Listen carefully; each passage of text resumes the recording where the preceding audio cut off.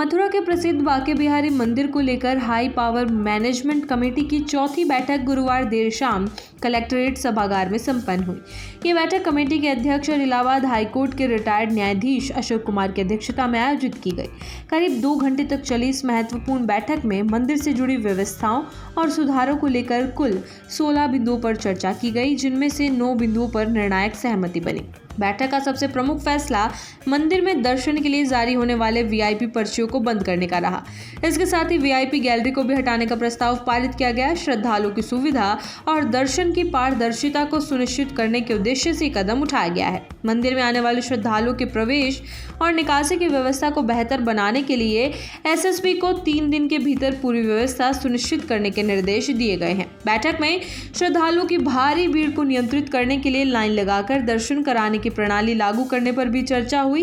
इसके साथ ही मंदिर परिसर में पुलिस के साथ साथ निजी सुरक्षा गार्डों की भी तैनाती सुनिश्चित करने का निर्णय लिया गया। वर्तमान में तैनात निजी सुरक्षा को हटाकर अच्छी प्राइवेट सिक्योरिटी एजेंसी के अलावा रिटायर्ड सैनिकों की सिक्योरिटी सेवा लेने पर सहमति बनी है। सुरक्षा कर्मियों को उनके निर्धारित ड्यूटी पॉइंट पर तैनात रहने के निर्देश भी दिए गए हैं और अनुपस्थित पाए जाने पर संबंधित सुरक्षा कर्मियों के खिलाफ कार्रवाई के निर्देश एसएसपी को दिए गए हैं।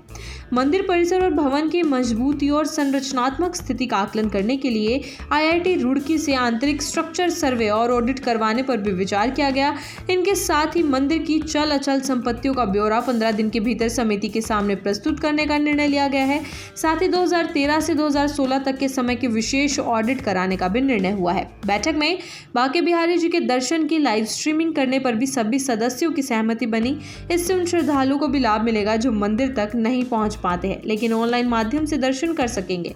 लगातार लाइव स्ट्रीमिंग की व्यवस्था सुनिश्चित की जाएगी। मंदिर दर्शन के समय में भी बदलाव को लेकर महत्वपूर्ण निर्णय लिया गया। गर्मियों में सुबह 7 बजे से 7:15 तक आरती होगी।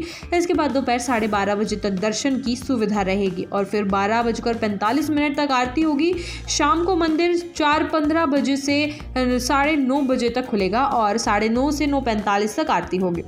सर्दियों में यह समय थोड़ा बदलकर सुबह 8 बजे से 8:15 तक आरती, दोपहर 1:30 बजे तक दर्शन और फिर 1:45 तक आरती की जाएगी। शाम के समय दर्शन 4 बजे से 9 बजे तक होंगे और 9:15 तक आरती संपन्न करवाई जाएगी।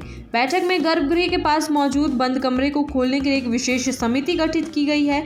इस समिति में एक ऑडिटर, एक सिविल जज, एसीएम वृंदावन, सीओ वृंदावन और गोस्वामी समाज से एक प्रतिनिधि सदस्य होंगे। ये समिति उस बंद कमरे को अपने सामने खुलवाएगी और पूरे कार्य की वीडियोग्राफी करवाई जाएगी। इसके बाद उस कमरे की इन्वेंटरी तैयार की जाएगी और सभी सदस्य उस पर हस्ताक्षर कर रिपोर्ट समिति के समक्ष प्रस्तुत करेंगे। माना जाता है कि इस कमरे में बांके बिहारी जी का खजाना रखा गया है जो वर्षों से नहीं खुला है। बैठक में मंदिर परिसर में 375 वर्ग गज में अधूरे निर्माण कार्यों में हुई अनियमितताओं की जांच कराने का भी निर्णय लिया गया है। साथ ही 4.74 एकड़ जमीन खरीदने की योजना को लेकर प्रॉपर्टी मालिकों से बातचीत के लिए एक उप समिति बनाने का भी प्रस्ताव रखा गया। इसके अलावा श्रद्धालुओं द्वारा मंदिर में सुविधाओं और विकास के लिए दिए जाने वाले दान के प्रबंधन की और पारदर्शिता को लेकर भी चर्चा की गई। कुल मिलाकर ये बैठक बांके बिहारी मंदिर के व्यवस्थापन, सुरक्षा, पारदर्शिता और श्रद्धालुओं की सुविधा को लेकर कई अहम निर्णयों के साथ समाप्त हुई, जिससे आने वाले समय में मंदिर की व्यवस्था और भी अधिक सुव्यवस्थित और आधुनिक होने की उम्मीद की जा रही है।